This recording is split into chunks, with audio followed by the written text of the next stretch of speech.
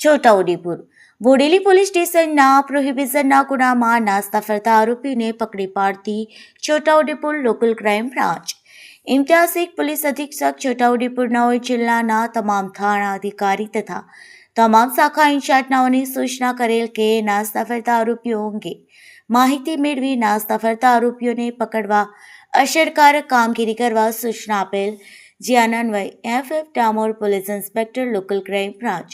છોટાઉદેપુર નાઓને LCB સ્થાપના police કર્મચારીઓને સૂચના આપેલ, જે અન્વયે LCB સ્થાપના પોલીસ કર્મચારીઓ છોટાઉદેપુર પોલીસ સ્ટેશન વિસ્તારમાં પેટ્રોલિંગમાં હતા. તે દરમિયાન LCB પોલીસ ઇન્સ્પેક્ટર શ્રી ટેલિફોનિકથી સમજ કરેલ કે બોડેલી પોલીસ સ્ટેશન શિપાડ ગુના રજિસ્ટર નંબર 11-18-40-0-150 611/2025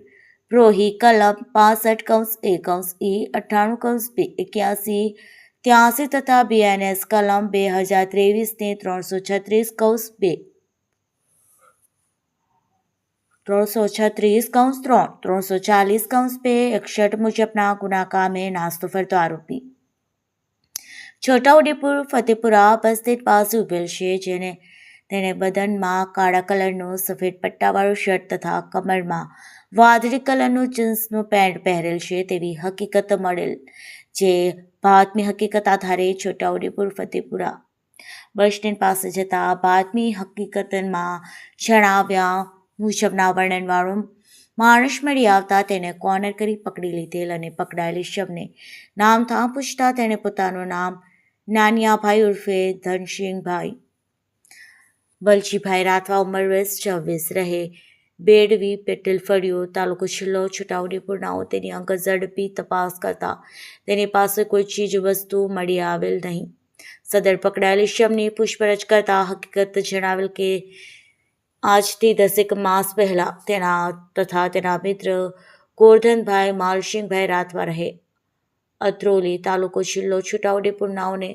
હોન્ડાઈ કંપનીની ક્રેટા રજિસ્ટર નંબર GJ5552 ગાડીમાં ભારતીય બનાવટનો વિદેશી દારૂ ભરી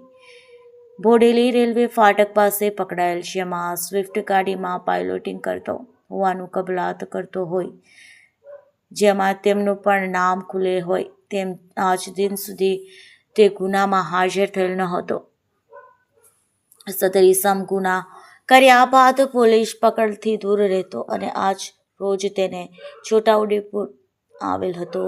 અને છોટાઉદેપુર ફતેપુરા બસ સ્ટેન્ડ પાસે ઊભો હતો. તે દરમિયાન પકડાયેલ અને પૂછપરછમાં તેણે ગુનાનો કરેલ કબૂલાત કરતા BNS કલમ